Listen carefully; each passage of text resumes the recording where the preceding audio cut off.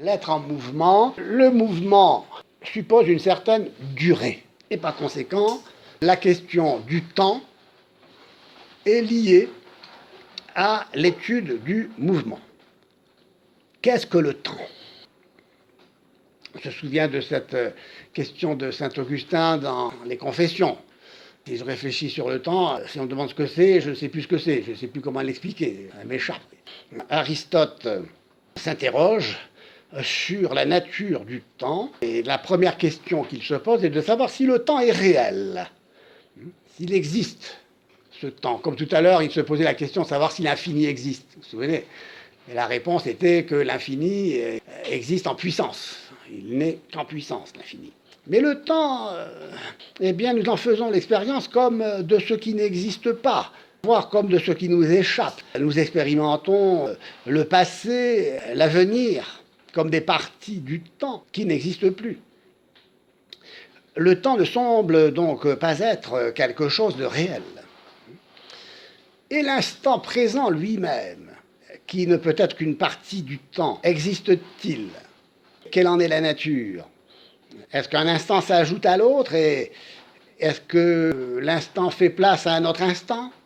Est-ce qu'un instant disparaît pour faire place à un autre instant ou est-ce que c'est toujours un même instant qui dure ? Tout cela pose des questions sérieuses et qui nous touchent puisqu'elles concernent aussi notre être, qui lui-même ne passe pas en quelque sorte, puisque vous vous souvenez que être, c'est être, et que le fait d'être, eh bien, c'est un mystère. Comment se fait-il qu'il y ait quelque chose et non pas rien, et puis que je sois depuis tout à l'heure ? Et si mon être s'identifie à l'instant qui passe, que l'instant est ce qui disparaît, mon être disparaît avec cet instant. Donc l'être est autre chose que le temps, l'être est dans le temps dans l'être. Là, il faudra qu'on y réfléchisse pour y voir clair. Et Aristote réfléchit sur le nun, le maintenant, l'instant. Et l'instant comme étant indivisible. Qu'est-ce que cela veut dire ? L'instant présent semble être la limite entre le passé et le futur.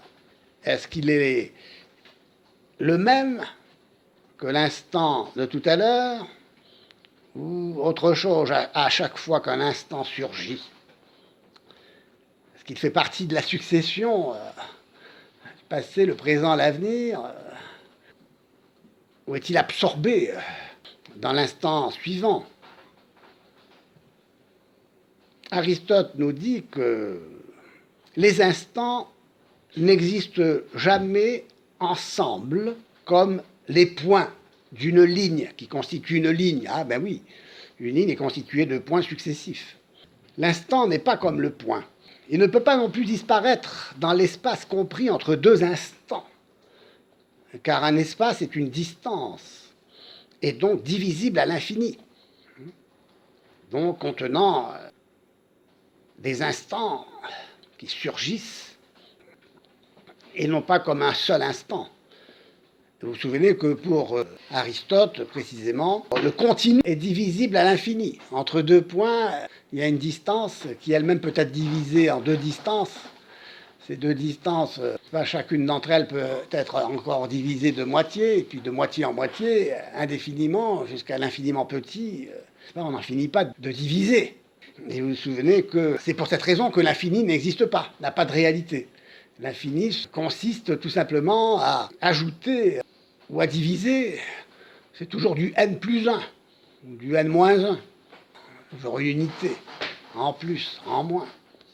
Pour Platon, le temps, c'est l'image mobile de l'éternité, immuable. Donc pour Platon, le temps fait partie d'une dégradation en dehors de l'éternité, de l'unité immuable, du monde intelligible, unifié par l'idée d'un, comme on l'a vu, qui est l'idée des idées. Un monde immuable, éternel, parfait, et qui fait que ce qui est en dehors de ce monde ne peut être que l'image de ce monde, et que cette image de ce monde n'est qu'une pâle imitation, et qu'en tant que pâle imitation, le monde ne peut être qu'une dégradation dans le non-un, dans le multiple. Et le temps n'est là que comme la forme d'une division, justement, de ce qui est multiple.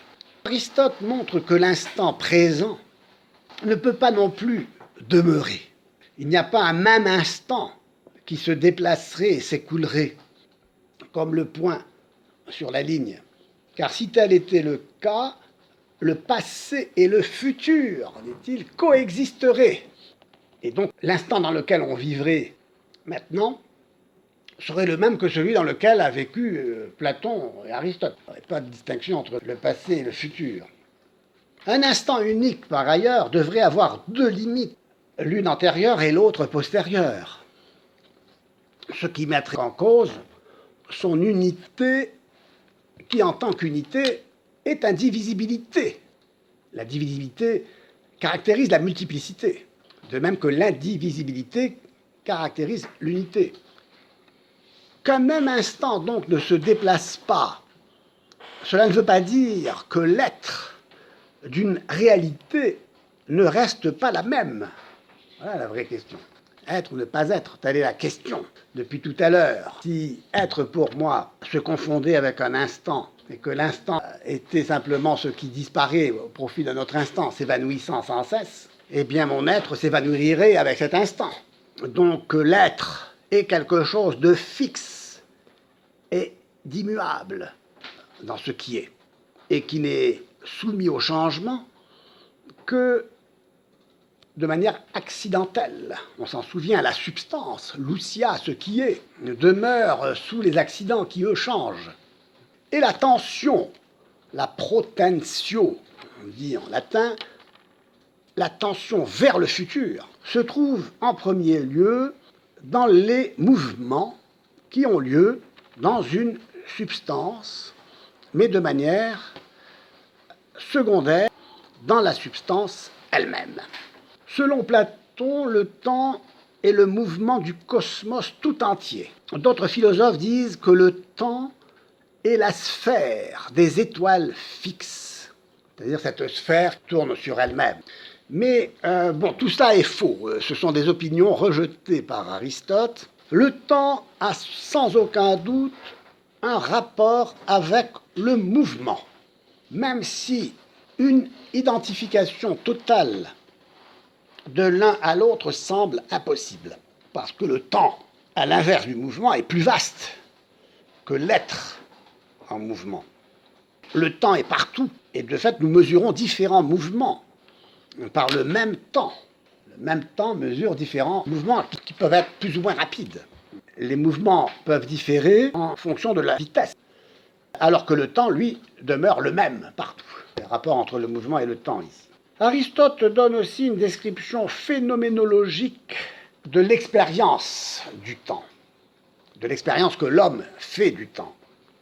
L'homme sait par une expérience intérieure que le temps passe. Et de fait, en effet, nous en faisons l'expérience quand nous attendons la fin de l'heure, la fin du cours. On veut faire quelque chose, on projette de faire quelque chose. Le temps, donc, a toujours à voir avec le mouvement.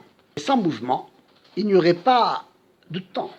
Aristote rappelle le mythe du héros qui s'était endormi en Sardaigne. Les fils d'Héraclès, enterrés là, ne connaissaient plus aucun mouvement après leur mort.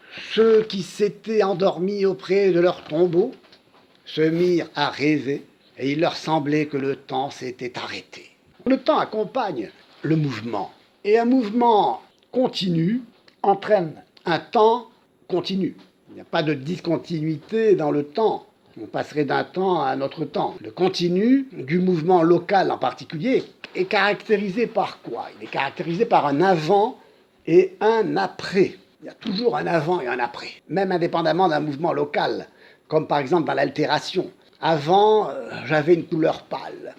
Puis je suis allé à la piscine, je me suis exposé au soleil, et ma couleur est devenue brune. J'ai bruni, quoi. Ah ben tiens, voilà. Il y a un avant et un après aussi, dans un mouvement qui n'est pas de nature locale, c'est une altération.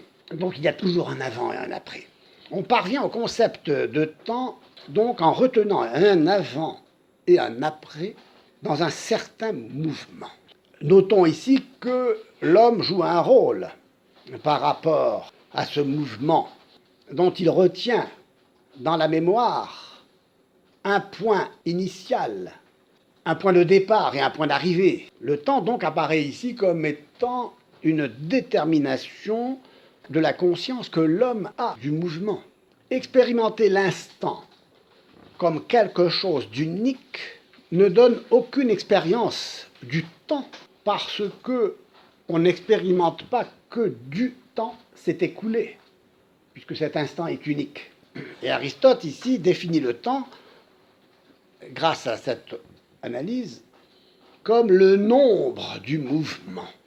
Qu'est-ce que cela veut dire? Cela veut dire que le temps repose sur le fait que nous retenons, que nous comptons, que nous divisons un mouvement. Le temps est donc dans le mouvement ce qui est compté.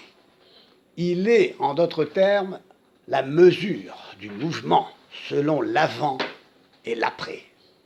Et voyez que ici, la définition du temps comme mesure du mouvement selon l'avant et l'après est bien une définition philosophique au sens où le mouvement n'apparaît pas comme causé par lui-même, c'est-à-dire comme une énergie qui se met elle-même en mouvement et qui fait que ce qui est mu n'est pas mu par un autre. Cette idée donc d'un mouvement qui ne peut pas être l'objet d'une mesure selon l'avant et l'après ramène l'instant non plus à ce qui se trouve entre l'avant et l'après comme une limite, on verra, qui unit et qui sépare le passé et le futur, mais l'instant apparaîtra indépendamment du passé et du futur comme un surgissement d'un fond sans fond. Comme je vous l'ai dit quand je vous ai parlé de Heidegger, où pour Heidegger, le temps n'est plus la succession du passé, du présent et de l'avenir. Le temps est un surgissement d'un fond sans fond, qui n'est plus le temps chronologique, mais qui est ce surgissement qui correspond à un évanouissement. L'instant n'est plus conçu de manière chronologique entre le passé et le futur, comme une limite entre le passé et le futur, parce que le mouvement n'est plus considéré comme la cause de ce qui est mu, et ce qui est mu comme étant mu par un autre. Bon, je ferme la parenthèse ici. Donc l'instant apparaît comme une durée ou pas. Pour l'homme, en tout cas, en effet, l'existence, sa propre existence, il en fait l'expérience comme d'un être continu, qui continue d'être. Et parce que son esprit peut se placer au-delà du cours du mouvement, il retient dans sa mémoire un début et une fin. Le temps est donc ce qui, dans un mouvement, est compté par l'homme selon un avant et un après. Et il ne faut pas penser cet avant et cet après comme dans le temps, parce que ce faisant, on introduirait dans la définition ce qui doit être défini. Le temps, on définirait le temps en recourant au temps. Ce sont deux points que l'on retient et que l'on peut soi-même par ailleurs déterminer, comme le début et la fin d'une promenade par exemple, ou un temps de repos. Le temps donc suit bien le mouvement en tant qu'on y distingue un avant et un après, un antérieur et un postérieur. Le temps est un mouvement qui est compté, mesuré selon un avant et un après. Et il se fonde sur une durée concrète qui est la durée d'une existence continuée. Or, chaque être existe dans un instant indivisible qui ne peut avoir aucune durée. S'il avait une certaine durée, il y aurait toujours en lui un déjà passé et un pas encore, alors que ni le passé ni l'avenir n'existent. Alors comment comprendre cette nature de l'instant? Aristote fait une comparaison. Il part de Choriskos, qui va du lycée à l'agora. Choriskos, c'est le même être qui se déplace, mais il est déterminé par deux coordonnées différentes dans l'espace. L'instant, ici, est attribué à un processus du changement de la même manière que les deux déterminations locales étaient attribuées à Choriskos. Un processus donc de changement a un point initial et un point final. Le mouvement est le même. L'instant dans lequel le mouvement est actualisé est aussi le même en tant qu'il indique l'être qui change et qui existe, Choriskos. Mais il n'est pas le même en ce qui concerne sa position, c'est-à-dire les stades du processus de changement. Bon, c'est un exemple que donne Aristote pour nous permettre de comprendre et que nous-mêmes devons expliquer. Donc l'instant a une fonction double.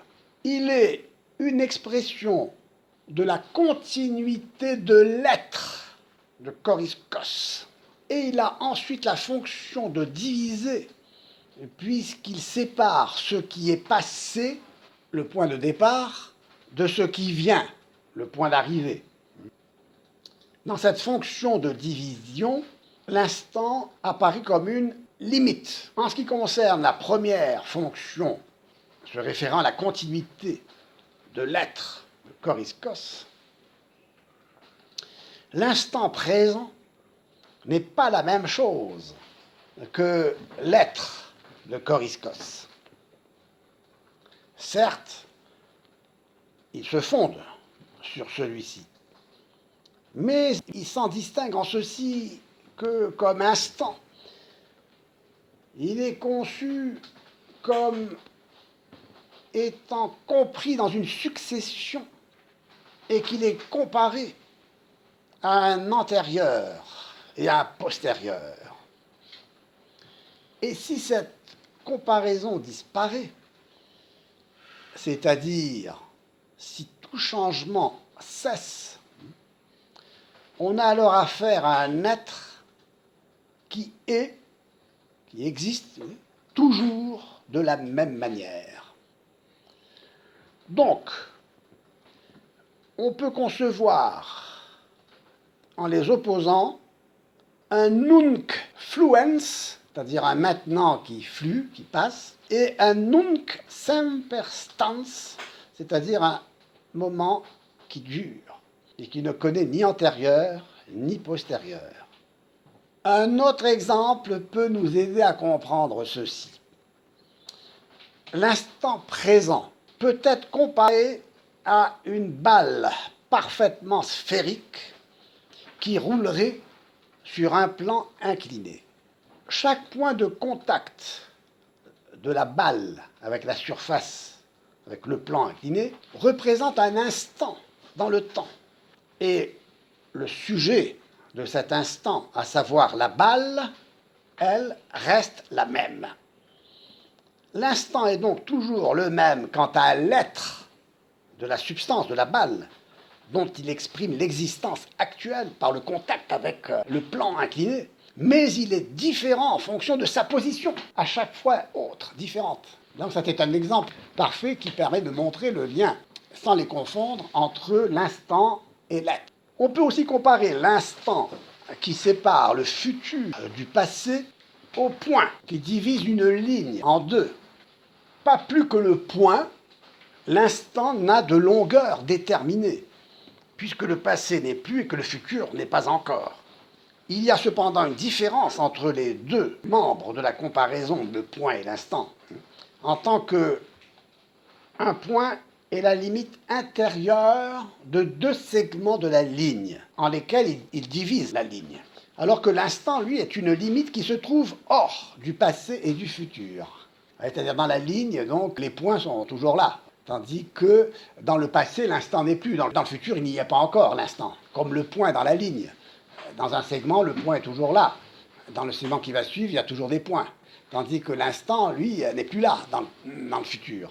Donc tout cela nous permet de considérer le temps comme une durée.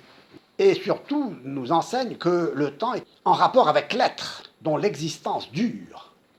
Mais on a vu aussi que le temps est également le produit de la mémoire en tant que l'homme retient le passé et constate une succession. Ouais, par son esprit, l'homme lui-même, c'est l'homme qui perçoit cette durée. C'est pourquoi Aristote peut écrire qu'il n'y aurait pas de temps sans l'esprit humain.